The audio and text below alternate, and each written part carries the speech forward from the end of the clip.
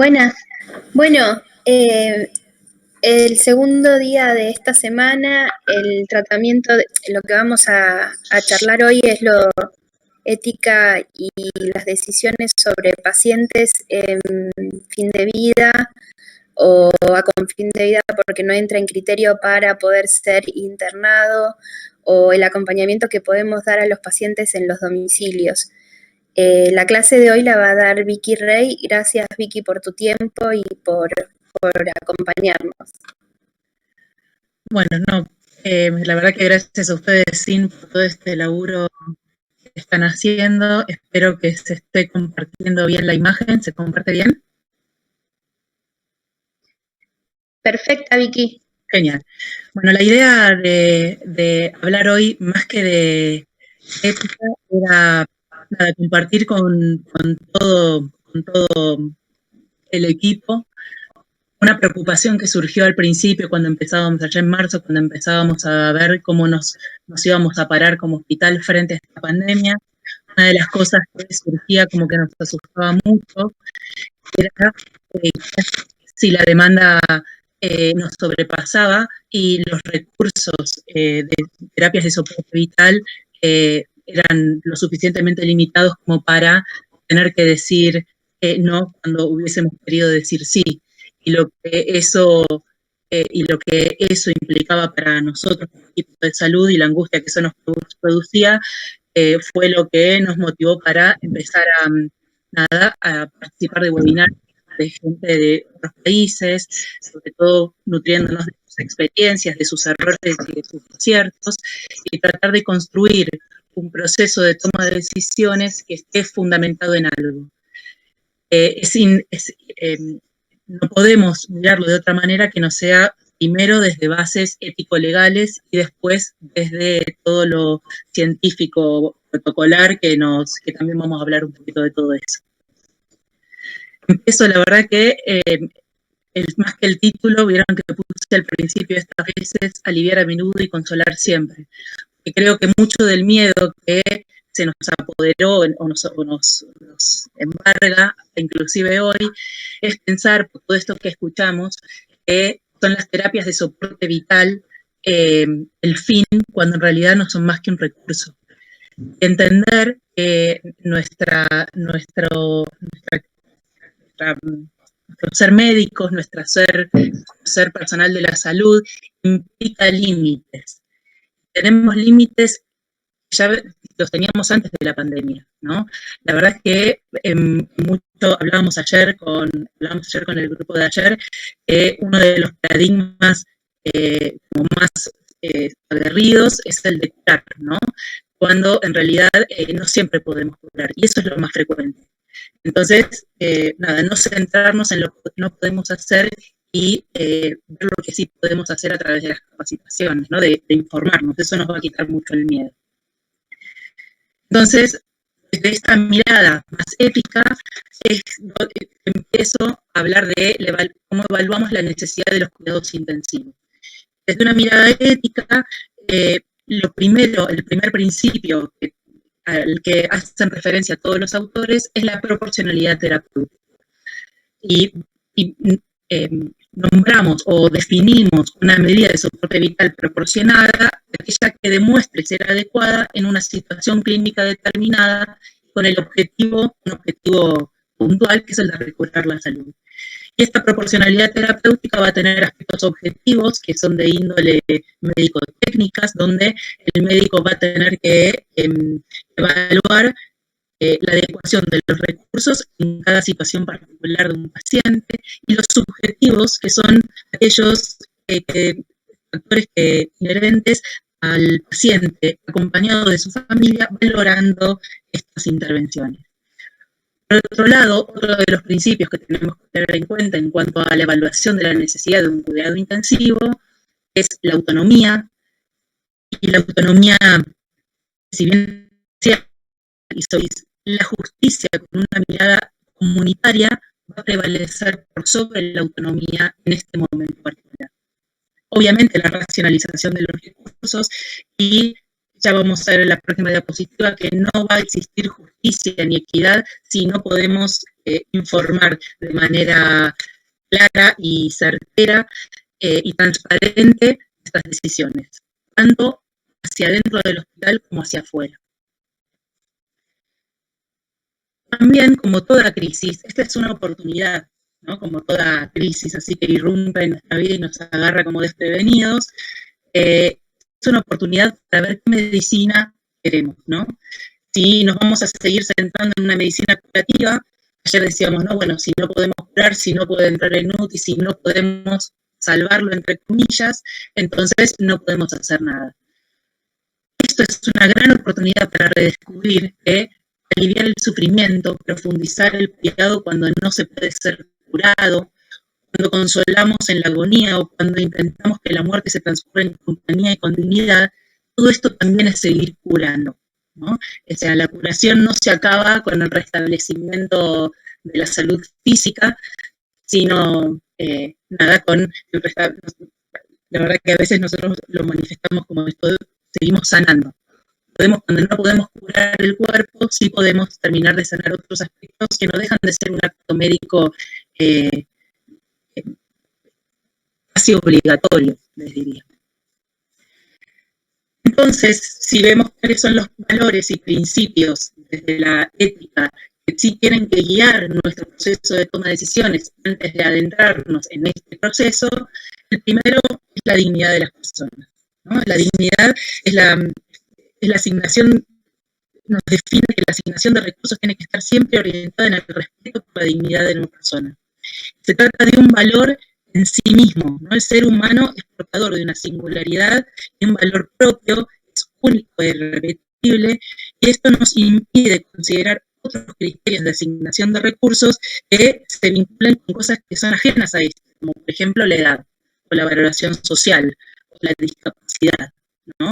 Hay algunas guías que hablan de que los profesionales de la salud tienen prioridad en el ingreso a la terapia en relación a otras personas, que hemos escuchado muchos de nosotros que en varios países en el contexto del desastre el límite de entrada a la terapia tenía que ver solamente con la edad. Conocemos si realmente esto es así o no, es la información que nos llegaba de distintas fuentes que quizás no son tan seguras, pero claramente esta no es una manera adecuada de triagear a los pacientes. La solidaridad y la autonomía que hablábamos antes, y sobre todo esto de la justicia social.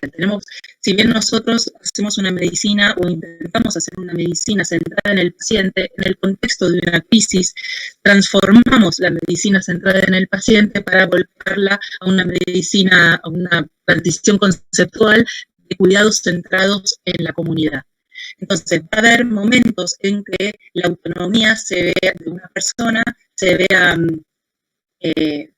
tenemos que sobrevalorar el beneficio comunitario por encima de la autonomía personal.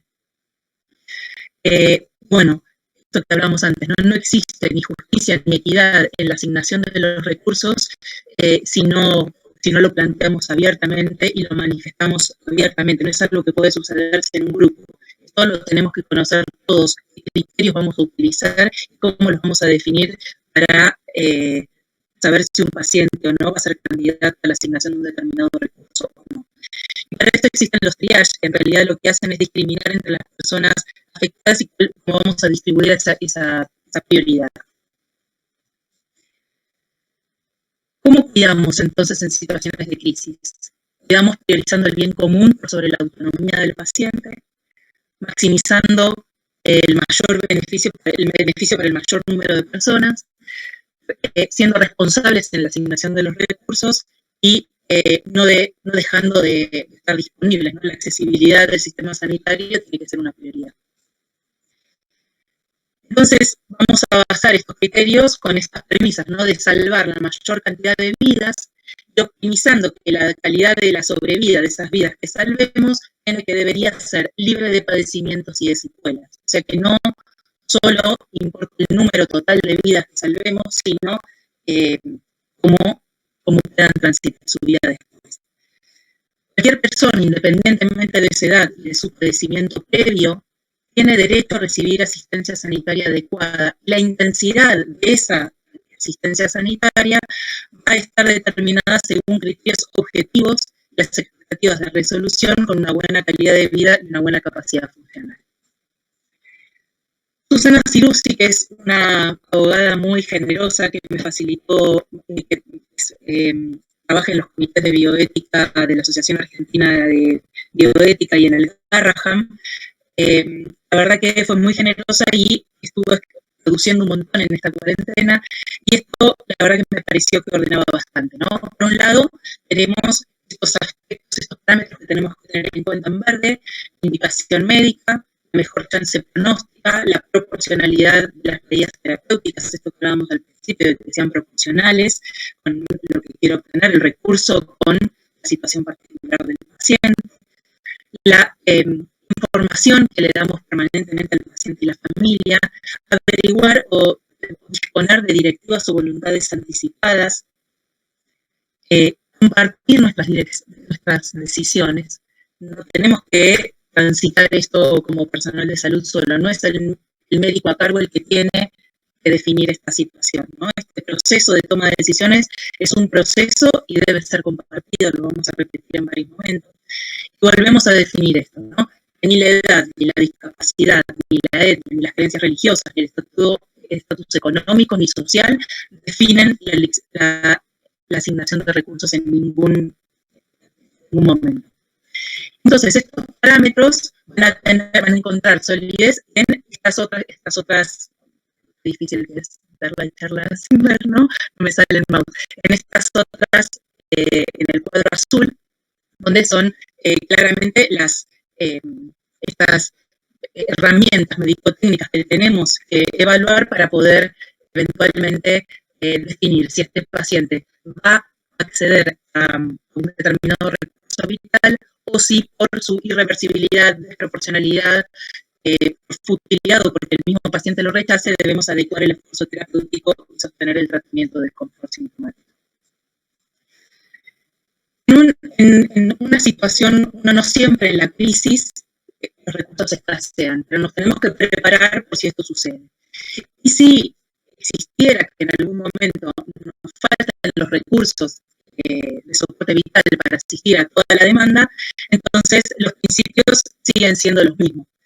Vamos a ajustar un poco más el bochín con respecto a la evaluación de las posibilidades del paciente, el estado funcional, la expectativa médica del beneficio, los criterios de definición de pacientes paliativos o no, y nuevamente si el paciente dispone de las directivas anticipadas o si podemos animarlo a armar algunas.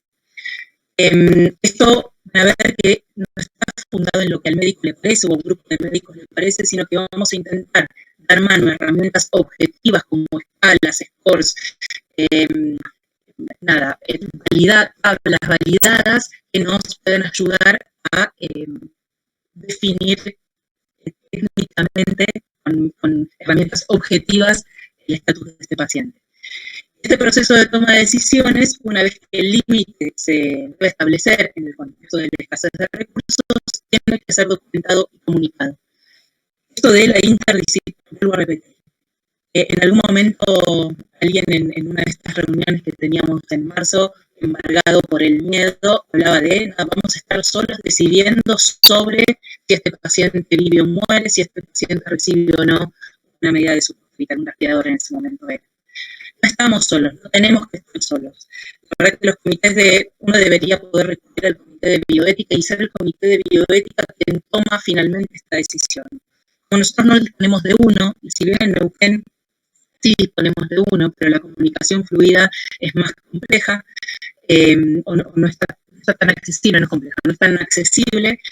Dentro de la Asociación Argentina de Bioética han dispuesto algunos de mini equipos que están disponibles 24/7 para que uno plantee a través del mail o del teléfono la situación, un conflicto, y que ellos también puedan ayudarnos en el proceso de toma de decisiones. Esto de compartirnos, sentirnos, mejor dicho, apoyados, tanto legal como éticamente, en esto que vamos a definir. Entonces, como a nosotros nos gusta mucho, ¿no?, los algoritmos, porque nos parece rápido, si no tenemos que hablar mucho y ya nos perdemos en todo esto, Pilar Antueno, que es una médica paliativista del Hospital Tornú y de la Universidad Austral en Buenos Aires, que trabaja en el Departamento de Bioética, estableció algunos algoritmos que vamos a utilizar hoy que me parecen, la verdad, que muy prácticos y muy claros, ¿no? Lo primero que tenemos que ver entonces, ante un paciente COVID positivo que se agrava y que podría requerir UTI, o sea que estamos empezando a pensar que quizás en las próximas horas, 12, 24, 48 horas, pueda requerir UTI. Entonces, lo primero que vamos a ver es si tiene directivas anticipadas establecidas. La verdad que no somos culturalmente, no tenemos esto de escribir nuestras voluntades o nuestras directivas pensándonos en el momento en el que podemos estar más comprometidos en nuestra salud. Muchos decimos, sí, bueno, cuando me pase tal cosa, a mí esto no me hagas, pero no lo dejamos escrito, ¿no? Entonces, si pudimos hablarlo, bueno, un familiar, y en ese momento no podemos, bueno, se sopesará también lo que nos transmite el familiar. Entonces, si no tiene directivas anticipadas o se desconoce, lo consultamos a la familia, voy con el mouse a ver si se entiende mejor, a la familia o al representante que lo esté acompañando. En este caso va a tener que ser por videollamada seguramente. Entonces, antes de pasar a UTI, volvemos a lo mismo. Ahora vamos a ver esto, ¿no? Evaluamos los criterios de exclusión para la UTI, mayor esperanza de vida, el rol que ocupa en la familia, y obviamente, si hay algo que no vamos a hacer es priorizar por orden de llegada. Esto claramente, éticamente no, ético ni legalmente está avalado. Si el paciente sí dispone, y nos confirma el paciente que no quiere ingresar a UTI, no quiere entrar eventualmente en la utilización de un respirador, entonces este paciente, vamos a ver cómo hacemos esto, ¿no? El paciente no se le acaban las posibilidades ni se le termina en ese momento porque no entra el respirador, se muere instantáneamente, ¿no? Debemos asegurar los cuidados. Hay un cuidado que no va a ser, el cual no es candidato, en este caso el paciente no quiere, pero sí se le asegura el mejor confort sintomático. El paciente no tiene por qué atravesar esto con disconfort.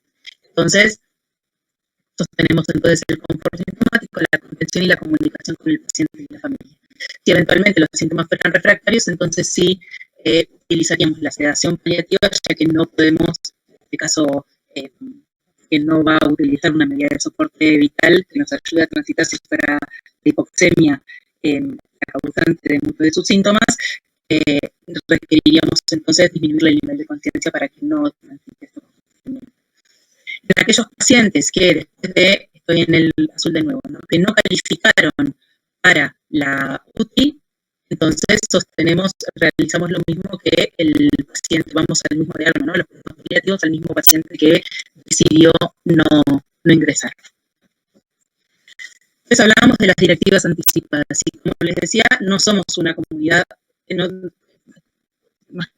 no somos culturalmente una sociedad que se anime a hacer las directivas anticipadas antes. De hecho, nos cuesta bastante hablar de la muerte mientras estamos en pleno estado de salud. Entonces, esta es una pequeña guía para quien esté con el paciente, pueda animarlo a pensar al menos en ellas, ¿no? Y diagramó algunos pasos. El primero, obviamente, el botón básico, como presentarnos, saber que nosotros no tenemos el nombre, muchos de nosotros no tenemos el nombre en el guardapolvo, y de hecho ahora vamos a estar todos llenos de cosas, por lo cual presentarnos, contar, demostrarnos, decirle quiénes somos, qué es lo que estamos haciendo, que somos el médico que vamos a estar a cargo, averiguar acerca de sus valores y creencias, cuáles son sus deseos en este momento, si la enfermedad se agravara. Hay como una guía, ¿no? Dice ahí, me gusta preguntar a mis pacientes si quieren que les informe detalladamente de cómo está evolucionando. Algunos pacientes van a decir que sí, otros van a decir que no. Preguntas abiertas, animarlo a que pueda hablar de las noticias que quizás no son tan buenas. Y transmitir la información que el paciente nos transmita, pasarla al resto del equipo de salud, ¿no? Ya sea que el paciente califique para UTI o que el paciente no califique porque clínicamente no califica o porque él ha decidido que no. Todo esto está bueno poder dejarlo consignado, así como ponemos un paciente es alérgico a algo o no, si el paciente tiene directivas o voluntades anticipadas. Y si nos las pudo transmitir en ese momento, bueno, dejar constancia de esto en un lugar claro y ampliamente visible. Cuando empezamos en esto del triage para poder separar para poder establecer una manera de categorizar a los pacientes que nos ayude a generar prioridades y en esto de, si bien no hay recetas, en una evaluación individualizada que nos ordene un poco más el pensamiento, la SATI, estos son criterios clásicos, no es algo que inventamos nosotros ni se inventan en este momento, en situaciones de crisis, clasifica a los pacientes según en 4 prioridades. Aquellos que son pacientes críticos e inestables, que sí o sí van a requerir UCI, son los pacientes con prioridad 1, los de prioridad 2 son los que requieren una monitorización intensiva y que pueden necesitar una intervención inmediata, o sea que son los que estarían en una intermedia eventualmente. Aquellos con prioridad 3 son los pacientes inestables y críticos que tienen pocas posibilidades de recuperarse por sus patologías previas o por la aguda en sí misma que evoluciona realmente mal. Y en las cuales nos vamos a proponer algunos de los tratamientos con límites terapéuticos, ¿no? Vamos a decir, bueno, podemos sostener la expansión, podemos utilizar inotrópicos, pero son pacientes que quizás no van a ser candidatos a otras medidas de soporte vital. Los pacientes con prioridad 4 son aquellos pacientes que tienen enfermedad de bajo riesgo y no requieren entrar en UTI, o aquellos que, por lo irreversible y lo crítico de su enfermedad, se beneficiarían mínima o improbablemente del acceso a la UTI. Y entonces, volvemos a ¿no? Donde Pilar establece, basándose en estas prioridades, y define claramente que los pacientes con prioridad 1 y 2 son pacientes, bueno, que tienen criterios de UTI y entrarán en UTI o en todos intermedios a la espera de la evolución, o mientras vemos cómo va evolucionando. En cambio, los pacientes con prioridad 3 y 4 son aquellos pacientes que inicialmente no tendrían que ingresar en UTI. Pero que a estos pacientes podemos también aplicarles los criterios para quedarnos tranquilos. Internacionalmente hay criterios de exclusión, tanto generales como específicos. Acá van a ver que están como muy expuestos. Yo en la próxima se los doy un poquito más, se los dejo como para que los tengan un poquito más explicados, ¿no? Porque en esta primera, cuando hablábamos, por ejemplo, de enfermedad maligna metastásica, nosotras nos la pasamos contándoles de que hay muchos pacientes con enfermedades oncológicas metastásicas que todavía están en posibilidades de, no de curación, pero de tener tratamientos paliativos con una gran sobrevida, con una larga sobrevida, por lo menos en más de 2 años. Esto implica que estos pacientes, si yo tomo este cuadro y leo enfermedad maligna metastásica, ya lo definiría como un criterio de exclusión específico y no lo entraría. Pero en realidad, cuando vamos al detalle de estos criterios, es un poquito más específico y agregan otros parámetros a la enfermedad oncológica metastásica, como sucede con el resto de las patologías que están incluidas ahí. Así que está bueno tenerlas para refrescarlas. Me parece que me quedó algo. No. Una vez entonces que el paciente califica para UTI, ¿no? Supongamos entonces que son ya sea que sean los pacientes con prioridad 1 o 2, o un paciente con prioridad 3 que nos quedó dudas después de toda esta evaluación si entra o no, y entonces sí correspondería no entrar a la unidad de terapia intensiva. ¿Qué hacemos si todavía disponemos del recurso y entra a UTI, tanto los pacientes 1, 2 como eventualmente los 3, sí o sí vamos a tener que hacer como una evaluación continua, ¿no? Y cada 48 horas a través del SOFA, que es la falla multiorgánica que nos va mostrando como muy, ¿no? Estructuradamente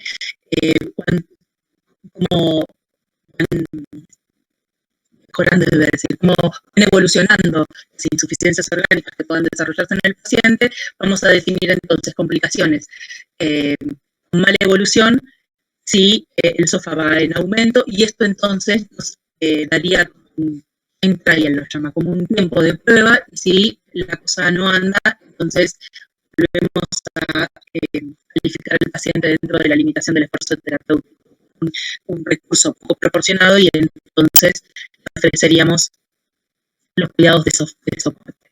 Lo mismo que haríamos con los pacientes que no tienen lugar en la UTI, ¿no? Ahora vamos a ver. Ella lo que plantea es que ante dos pacientes con igual categorización, se debe priorizar aquel con la mayor esperanza de vida, por este criterio que habíamos hablado al principio, de que nuestro norte tiene que ser salvar la mayor cantidad de vidas que tengan una calidad de vida aceptable y las menores secuelas posibles. En pacientes con enfermedades crónicas, tenemos herramientas para evaluar y estimar la sobrevida. Esto que yo les decía de los 2 años. También se las adjunto para que la tengan eventualmente si la llegaron a necesitar. Es este, cuando vamos a hablar, pero ahí la tienen. Un apartado hago en relación a los adultos mayores.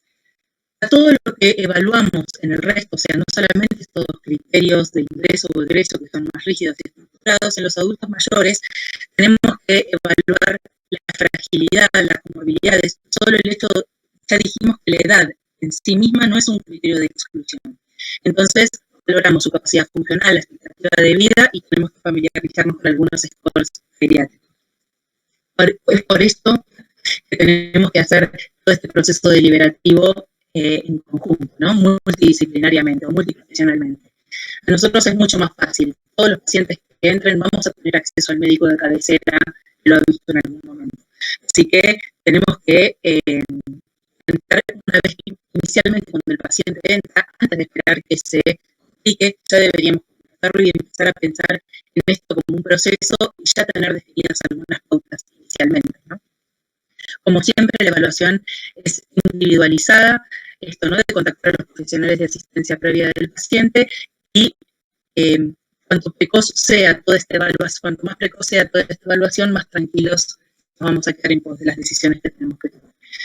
Básicamente esto habla de la fragilidad, miren esto, ¿no? Un paciente mayor de 70 años, con pluripatología, que está infectado con el COVID-19, lo primero que veo es si es un paciente frágil. Si es un paciente frágil, según esta escala amarillita que está acá, tengo que evaluar la dependencia en las actividades de la vida diaria. Para eso utilizo otra escala, un índice de Bartlett, que se los dejo, y me pone que si la dependencia es moderada a leve, si es leve, a pesar de que sea un paciente con cierto grado de fragilidad, esta nos explica un poco mejor el grado de fragilidad, es un paciente que seguiría el algoritmo de un adulto joven, independientemente de la edad.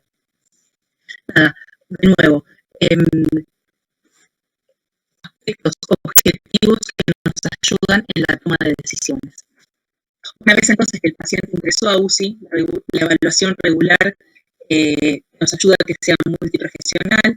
Tenemos que ir evaluando los objetivos diariamente de mejoría o de deterioro del estado de salud, y eventualmente, si tuviéramos que limitar el esfuerzo terapéutico, sostengo, el paciente no queda librado a la londananza, sino que podemos continuar haciendo esto que hablábamos antes, ¿no? Esto de seguir curando con otras herramientas que no tienen que ver con la curación física. Entonces, aquellos pacientes COVID grave que no tengan la indicación de terapias de soporte vital, por todo esto que yo explicaba lo anterior, van a tener tanto el paciente como la familia un riesgo alto de sentirse abandonados por el sistema si no les ofrecemos nada más que un respirador al que no pueden acceder. Deben entonces recibir atención orientada a los objetivos terapéuticos de confort, y lo repetí 2 veces, y esto lograrlo a través del control de síntomas físicos y psicoespirituales. Imaginémonos, esto algo hablábamos ayer, de que tenemos una enfermedad aguda que irrumpe de repente, que rápidamente empieza a agravarse, y a todo esto se le suma el aislamiento. El paciente no puede estar con sus seres queridos, y sus seres queridos familiares no pueden estar con el paciente. Esto, sin lugar a dudas, dificulta procesos de afrontamiento, de despedida, dificulta el proceso de la partida, sin lugar a dudas, y del duelo posterior. Por eso es que tenemos que garantizar la comunicación efectiva, la escucha activa, la atención compasiva y los encuentros entre paciente y familia, ya sea a través de videollamadas o presenciales, estableciendo internamente qué protocolo vamos a utilizar. Imagino que si hay algunos de los, cualquiera de nosotros, ustedes escuchando esto y yo hablándoles de comunicación, escucha, atención compasiva en la mitad de la vorágine diaria, parece como imposible. Pero todo esto son pequeños gestos, ¿no? Implica sentarse y tener grandes charlas con el paciente. Implica, nada, intentar tener cierto contacto a través de tantos elementos de protección personal, que nos siente empáticos, para hacer una pregunta, para hacer algo, una pregunta acerca de su familia, acerca de cómo lo llaman, qué tiene, si tiene mascotas, cosas muy pequeñas, mientras ejercemos nuestro acto de saludo, de cuidado, son las pequeñas cosas que hacen a la diferencia, ¿no? Yo sé que esto de los presenciales puede generar algo de esto, pero bueno, justo antes de empezar la charla me habían mandado un artículo acerca de una enfermera en Estados Unidos que había empezado, que escribe cómo protocoliza las visitas presenciales para estos pacientes. Estamos hablando de un lugar que está con un nivel de emergencia importante, ¿no? Entonces, bueno, solo un familiar con los elementos de protección personal, entran acompañados del profesional de la salud siempre, se estipulan tiempos cortos de 5 a 10 minutos y obviamente sin contacto físico con el paciente. Todo lo que hice, entonces no voy a adentrar en esto porque está todo escrito, pero sepan que armamos protocolos propuestos para el manejo de los síntomas que pueden tener los pacientes graves, ya sea que no accedan a la unidad de terapia intensiva, a los recursos de soporte vital, para asegurarnos el confort sintomático. Una de las cosas que se proponen en la sala es administrar en infusión continua para minimizar las visitas del personal de enfermería. Esto lo recomiendan casi todas las guías. Ahora, mi duda es cómo garantizamos en nuestro hospital, donde no tenemos un botón de llamada, cómo garantizamos que el personal sanitario puede estar disponible en un paciente que está aislado y sin un cuidador si llegara a necesitar algo, ¿no? O si llegara a tener un síntoma, llegara a necesitar un rescate por un síntoma que lo disculpe. Sepan también que en todos estos protocolos que vamos a incluirle, podemos agregar en el mismo PHP hasta 4 componentes, salvo la dexametasona, pero como en estos pacientes la dexametasona no estaría indicada, no lo especifique puntualmente. Bueno, entonces hicimos protocolos para los síntomas más frecuentes, ¿no? La fiebre, la tos seco persistente o la hemoptisis, la disnea. La disnea, a diferencia de lo que sucede en otros pacientes o en otras patologías, no suele ser, porque nos comentan otros profesionales que están asistiendo a los pacientes, dice que lo que nos refieren es que la disnea no es tan severa como, por ejemplo, lo que tendría un paciente con una insuficiencia respiratoria avanzada o con una época avanzada, perdón, o cáncer avanzado. No es la misma disnea. Los pacientes sufren de un agotamiento total, de una gran astenia y debilidad que pueden estar saturando muy bajito y su percepción de la disnea es tan importante. Así todo, la medicación prioritaria que vamos a utilizar para la disnea es la morfina.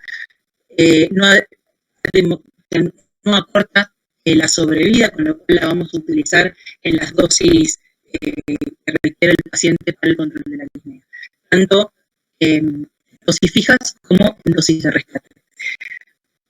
Asociamos en este protocolo, como ven acá, metoclopramida y haloperidol en relación a los náuseas y los vómitos que pueden aparecer cuando iniciamos una opioide, un paciente virgen de opioides.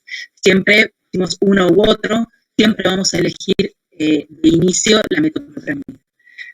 Y sí, lo que sucede, y sobre todo, ¿no?, contextualizando a estos pacientes que están aislados, que tienen sensación, que pueden tener esta sensación de falta de aire, que además están con todos los miedos de lo que vienen escuchando antes de haber entrado en la internación y encima no son candidatos o han salido de la UTI, las crisis de ansiedad que acompañan a la disnea las podemos tratar con benzodiazepina.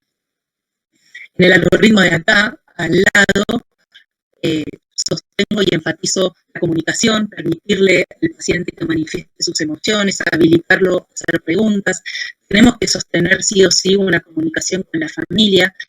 Entendemos que esto va a ser, no puede sugerir telefónicamente, la verdad que nosotros vamos a sugerir la videollamada, es distinto, nosotros que estamos sosteniendo videollamadas en vez de consultas telefónicas por la existencia de los pacientes en vez del consultorio. La diferencia es abismal, ¿no? Desde la empatía que se genera, el solo hecho de poder mirarnos. Así que la verdad que aconsejamos y apoyamos la videollamada. Si el síntoma se sostiene, se convierte en refractario o la disnea es de muy difícil manejo, podemos activar a un subgrupo, un mini equipo de psicosocial, lo vamos a llamar equipo de psicosocial COVID. La idea es que, bueno, están empezando a trabajar en algunos aspectos y ver si logran formar equipo para que puedan ayudarnos a sostener esto. Si logramos tener equipo que pueda ayudarnos a sostener a estos pacientes, estos psicoespirituales, van seguramente a ser guías para que nosotros podamos realizar esta asistencia al personal de salud.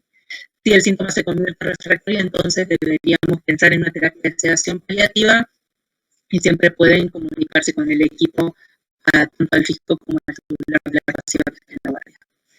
Con las secreciones respiratorias, también las sostenemos con lo más precozmente posible, antes de que aparezcan. Los antisecretores disminuyen los estertores y la percepción, ¿no?, de dificultad respiratoria que además agrega a la que ya tienen. Otro de los síntomas, sí, como muy, muy frecuentes, y la verdad que al principio de todo esto nosotros no nos imaginábamos que esto podía ser, es el delirio, el trastorno confusional. Posiblemente secundario a la hipoxia y también entendiendo que son pacientes que están cercanos al fallecimiento, ¿no?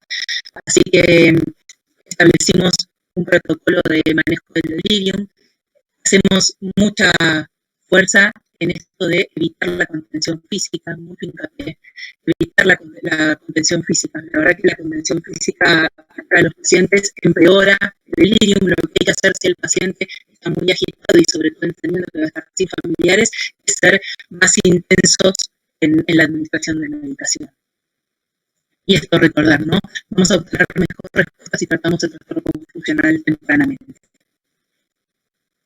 Lo tratamos con los neurolépticos, que ustedes suelen ver con los que nos tratamos. La idea, armamos un protocolo muy fácil, la cantidad de ampolla no tenemos que ni pensar en cuánto le damos de la ampolla que tenemos y utilizando siempre las presentaciones de lo que hay en el hospital.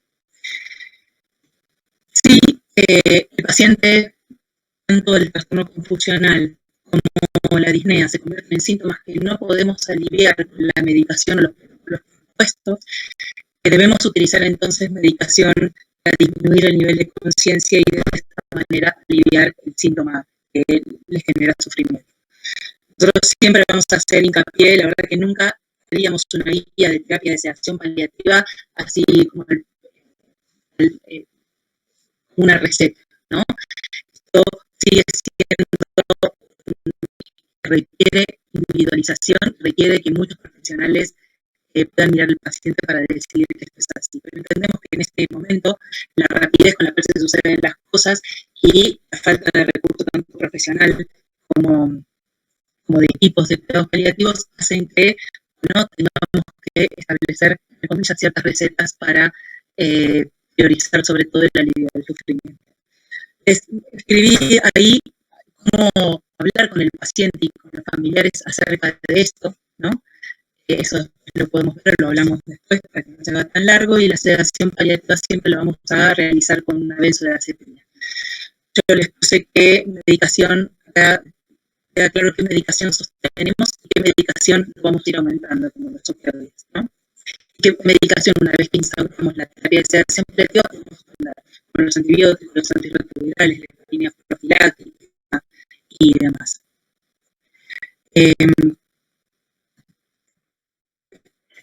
Resumiendo, y porque no sé qué era esto, ya no sé cuánta atención tenemos, ya en la última hora previo a la clase intentaba que esto sea de alguna manera más fácil, ¿no?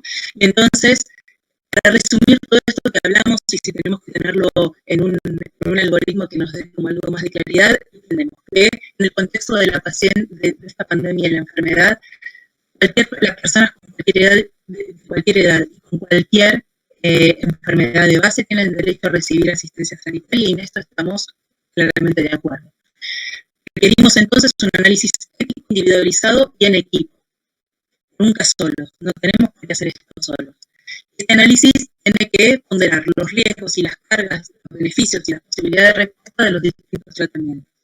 Y establecer entonces si el tratamiento es adecuado y proporcional o si va a ser fútil ese tratamiento y debemos adecuar el esfuerzo terapéutico. Entonces, si establecimos que el tratamiento es fútil, o sea que no los riesgos son mayores que los beneficios, ese paciente, la respuesta es sí, ¿no? Si los riesgos son mayores que los beneficios, sostenemos, apoyamos e indicamos el control de síntomas y el soporte psicológico, con todo lo que ya dijimos, ¿no? Con el equipo de psicosocial COVID y eventualmente con la ayuda del equipo de pediatría.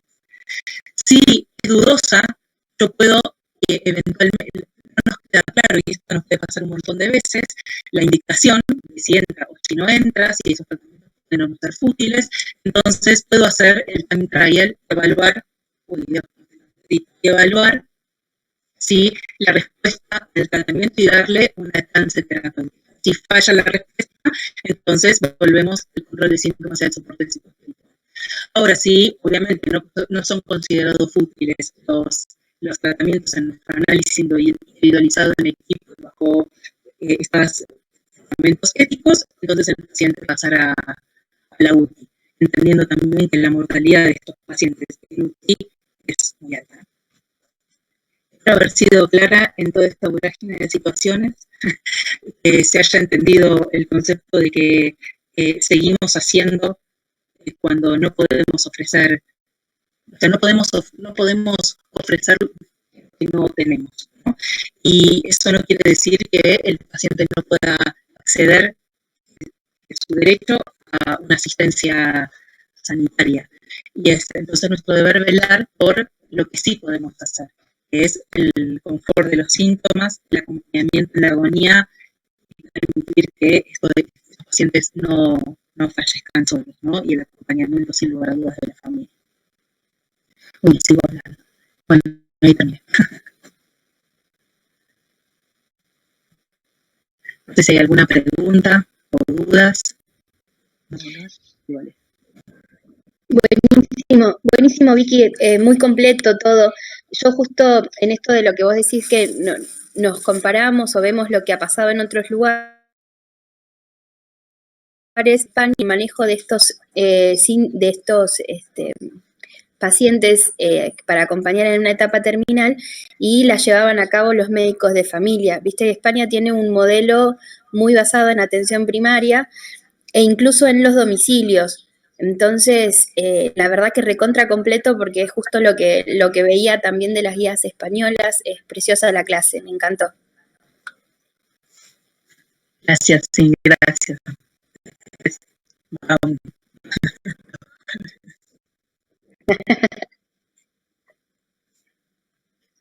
La idea es que podamos dejar estos protocolos estos protocolos de tratamiento tanto en la guardia, igual la guardia no va a ser estrictamente, calculo yo, sobre todo el tratamiento de los que no accedan a la terapia, ¿no?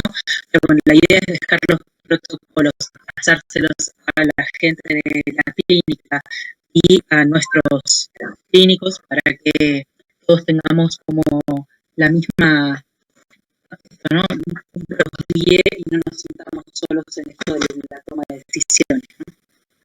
Claro. Nada, y también, ¿no? Porque uno puede dar la opción de a la familia, si es que quiere hacer este manejo en la casa, sería buenísimo, pero también suponiendo el peor de los escenarios, cuando está todo colapsado y no haya forma de que estén en un lugar con internación, ¿cómo nos tenemos que volver a rearmar y capacitar en acompañar a la familia y al paciente en sí con los síntomas? Me parece muy interesante. La verdad es que nuestra experiencia, no, obviamente que no es en COVID, pero sí en sedación en los domicilios. La verdad que es algo que se hayan algunas situaciones como niños muy pequeños, ¿no?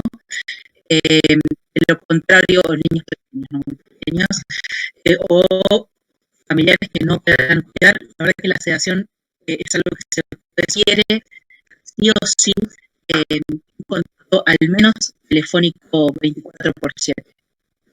Sin lugar a dudas va a ir al domicilio diariamente de esos pacientes, pero necesitan tener un reaseguro, saber que hay alguien del otro lado para guiarlos. Uno puede dejar en la hacer ante cada cosa, para quién llamar, porque no sé, en ese momento saben que le tienen que pasar el rescate de morfina. Dio miedo que uno lo pueda reasegurar, aunque sea telefónicamente o a través de la videollamada, permite poder sostener esto en los domicilios. No sé cómo puede suceder esto en el contexto de la paranoia, ¿no? Que hay como socialmente.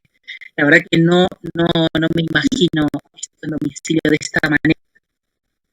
Pero no porque no se pueda hacer técnicamente, sino por lo que les genere en sus casas. Asumo que los pacientes más frágiles, en un recorrido, que son pacientes que ya vienen deteriorándose paulatinamente, va a generar menos miedo. No la sí el hecho de tener un paciente infectado en casa, ¿se entiende lo que digo, no? No me imagino eso cómo puede ser vivido. Quizás estoy sobre. Sí, tal cual. Es como que esta camiseta, lo importante es que sepamos la camiseta, digámoslo así. Sí. Pero bueno, nada. Es bien, a todos nos parece que la situación no va a ser lo que nos han contado de otros lugares. Era de atravesarlo con menos estrés, es preparar lo peor. Entonces, lo peor va a ser como mucho más fácil, ¿no? Y tener burnout, básicamente. Yo quería compartirles un video de Enrique Benito, que es un médico que trabajó mucho y ha colgado mucho en la página de la Asociación Latinoamericana unos videos de ayuda cuando a transitar esto que nos pasa a nosotros que vivimos el ambiente del hospital es raro, todos nerviosos, de que todos tenemos miedo. La verdad que no es lo que les pasa a todos. Saber que de mucho consuelo de tontos es realmente algo que no es un dato que la única manera, una de las maneras para que esto nos afecte, para que no nos quememos en el intento, sobre todo por la sobrecarga de trabajo, por la cantidad de horas que estamos, porque estamos expuestos, tenemos que estar permanentemente pensando, nos ponemos y sobre todo nos sacamos los equipos para no infectarnos o llevarlo. Creo que la mejor manera para esto es leer y entender a qué nos estamos nunca tomar decisiones solo, buscar tomar decisiones en compañía, ¿no? Que no tengamos esa carga. Sí. Patricia te habla, Patricia Cuello, ¿cómo estás? En lo que veías y además de contener al paciente, ¿no? Y de mantenerlo, también trabajar en equipo hace que no sea tan drástico también para el compañero médico que tiene, llegado al peor escenario, tener que tomar la decisión de definir quién entra a UTI y quién no. O sea, me parece re bien esto de tener protocolizado, preparado, ¿no? Esto es difícil protocolizar recetas, al menos una guía, un caminito que tenemos que seguir, ¿no? Que nos acomode un poco. Vuelvo a decir que recurrir eventualmente a estos equipos itinerantes, estos comités de bioética como itinerantes que están disponibles y sobre todo para la gente del interior que no vive en los hospitales, me parece que es algo que tenemos que aprovechar y en lo totalmente de acuerdo. Gracias, Vicky. Nada, Patucci. ¿Vos sos parte del Comité Psicosocial COVID? Lo sé. Conmigo. Muy bien, gracias, Patricia. No, de nada. Gracias a vos. Bueno, no sé si esto de cómo qué ruido les hace esto de la presencia de los familiares, de cómo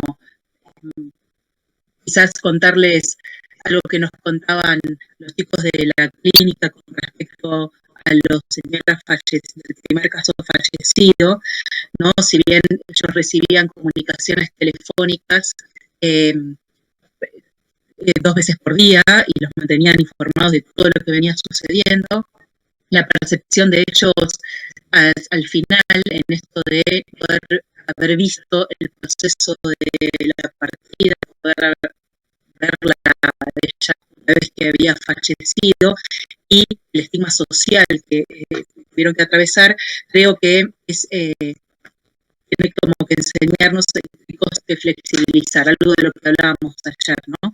Tratar de buscar de qué manera podemos hacer que es deshumanizante, deshumanizado.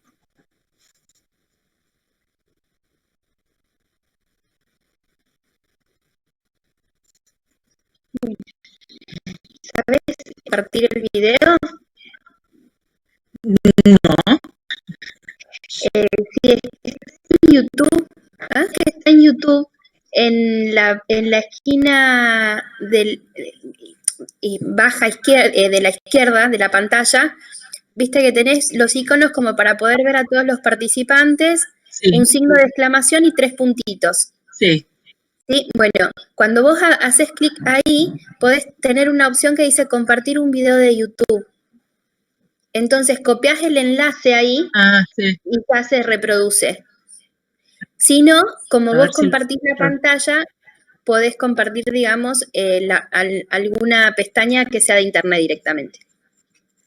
Es que yo lo intenté cargar, adjunté, lo inserté como video y puse el link en la presentación, que no pude nada, y ya después voy a decir que hizo. Entonces no pude volver a hacerlo. Pero a ver si lo encuentro. No sé si tienen alguna pregunta. Mientras.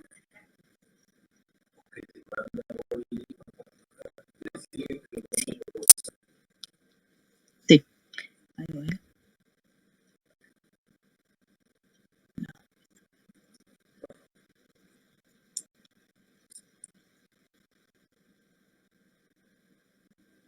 Tengo que abrir YouTube primero, ¿no?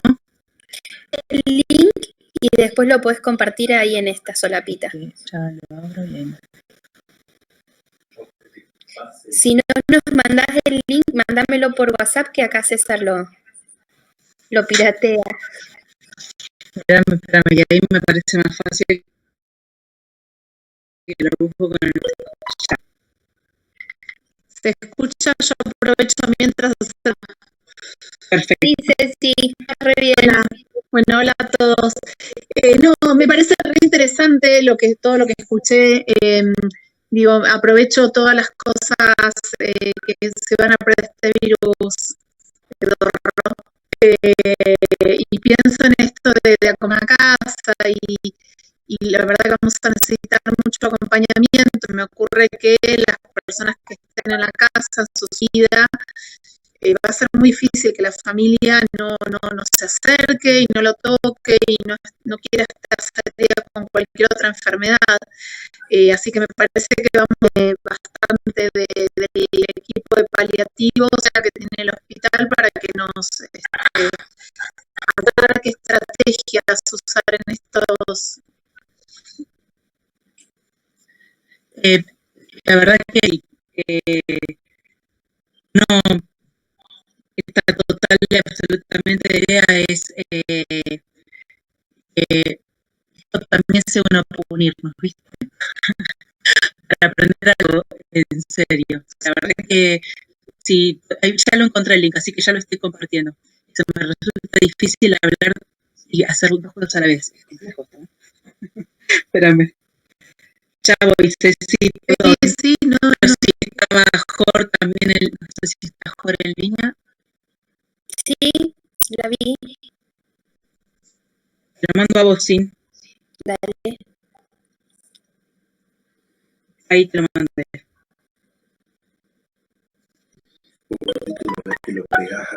Ahí llegó. Sí, Ceci, la idea es tener esto, que esto sea una oportunidad para trabajar, para en esto de estar juntos, hablar el barbijo, poder hacer reuniones. Creo que este es un gran poder juntarnos y poder establecer criterios, pautas, ayudarnos. Hay un montón de guías, eso es lo que está trabajando Maru, vamos a Pato también y a Julieta, y a la gente. Hay un montón de guías que hablan acerca de cómo, qué palabras utilizar para nada. Yo tengo que decirte, bueno, cómo hablar de las directivas anticipadas. Alguien que no es todo a preguntarle acerca de las expectativas, sus sueños y lo que le da sentido a su vida, en la mitad de todo esto, cómo poder hacerlo. Y como muy claras, así que me parece que poder compartirlas, esto nos va a dar herramientas también para después, ¿no? Una vez que el post-COVID. Bien, buenísimo. Gracias. A vos.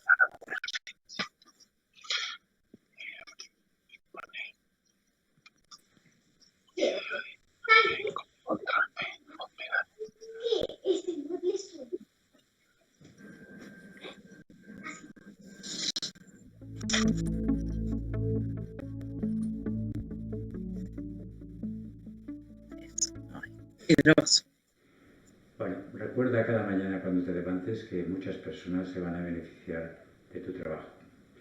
La calidad de la presencia y la calidad de la atención que vas a dar depende bastante de cómo estás tú por dentro, de cómo te sientes, de cómo te encuentras. Desde esta perspectiva es un imperativo ético que te cuides.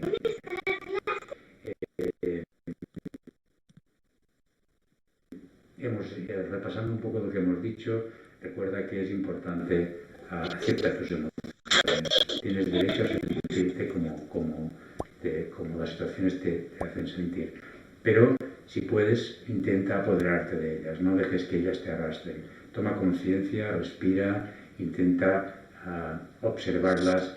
Una emoción básicamente es una sensación en el cuerpo y un pensamiento. Si hay una conciencia que las observa, esas sensaciones, esos pensamientos pasan. Apodérate de ellos si puedes y no dejes que te entrar en bucle en ninguna de estas emociones. Por otra parte, pues tienes que cuidar tu serenidad. Busca espacios, busca técnicas, busca maneras de cultivar tu capacidad de estar presente, de estar atento y de poder encontrar espacios para ti, para estar bien. Tienes que, si practicas alguna técnica de cultivo de atención, ese es el momento más importante. Aunque parezca que no tienes tiempo, ahora es cuanto más necesitas esta oración contemplativa, esa meditación, esa práctica de atención, de yoga, de lo que tú hagas para conectar contigo misma, contigo mismo. Tienes que descansar, necesitas descansar. Reconoce también tu vulnerabilidad. Tienes derecho a algún momento también, ventilar tus emociones. Apóyate en tu equipo. Busca a la gente de tu equipo para compartir cómo estáis y cómo os encontráis. No te sientas culpable de nada que ocurra. Tú haces todo lo que puedes con los recursos que tienes. Y desde esta perspectiva, no te flageles, por favor. Date ánimos. Cultiva tu ecuanimidad, tu serenidad. Intenta también el refuerzo positivo. Piensa la cantidad de cosas que estás haciendo, la cantidad de gente a la que estáis ayudando. Y bueno, finalmente deciros que el día que decidimos hacernos sanitarios, hacernos médicos, enfermeras, psicólogos, auxiliares, celadores, estos días nunca imaginábamos que nos íbamos a ver sometidos a esa presión tan brutal como la que estamos teniendo estos días, esta sobrecarga.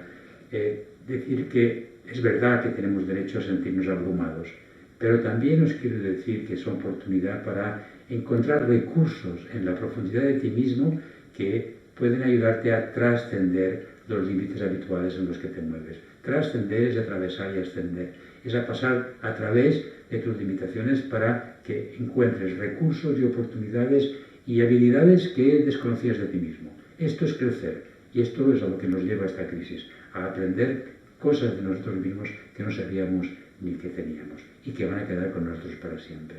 Te quiero dar las gracias por lo que estás haciendo y animarte a que sigas avanzando porque eres la columna vertebral del sistema sanitario.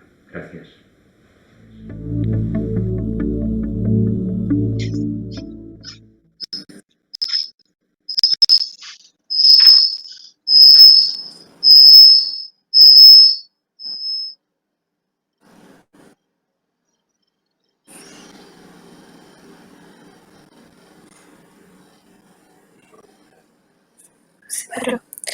Bueno, gran-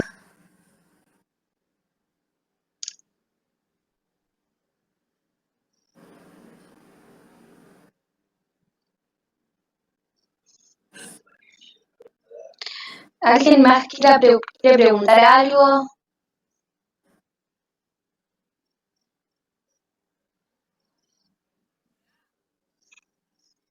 Hola, hola.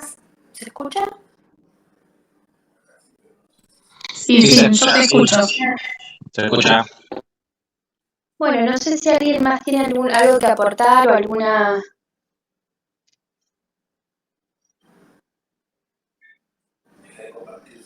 No sé cómo.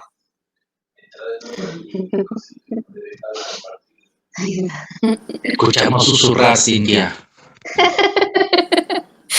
Me retan todo el tiempo. Bien, no sé si alguien más quiere, creo que quedamos todos como medio tocados con el video. Siempre la gente de paliativos remueve todo lo que tenemos muy adentro, siempre, no hay forma. ¿Vicky se fue? No escucho nada. Vicky, Parece que se desconectó, capaz. Yo quería ver la bibliografía, pero si se fue capaz que se la pido después, porque no le pude hacer screenshot. bien, tenemos los derechos del autor en reserva, ¿eh? Sí, pasamos, no sé quién era el que pedía la bibliografía, pero... Que estaba al final, Belén. Ah, sí, bueno, después se la mandamos. Bueno, Nosotros ahora tenemos y grabamos esta clase, así que ahora la edita César, ya la editamos, estaba por decir, la subimos al canal de Epidemio, de formación de, ¿cómo se llama? Educación, Hospital de Educación, y acuérdense de suscribirse porque cada vez que se suban las clases y se suban videos, le va a aparecer, digamos, como la notificación de que hay algo nuevo en esos videos. Y vamos a tratar de tener todas las clases en PDF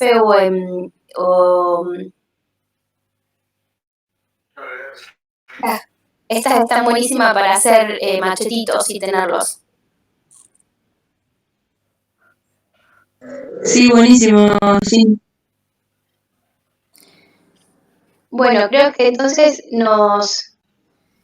¿qué hacemos? ¿La esperamos a alguien le manda un mensajito a Vicky a ver si se desconectó? Capaz que ella quiere decir algo más. A ver, ahí le mando.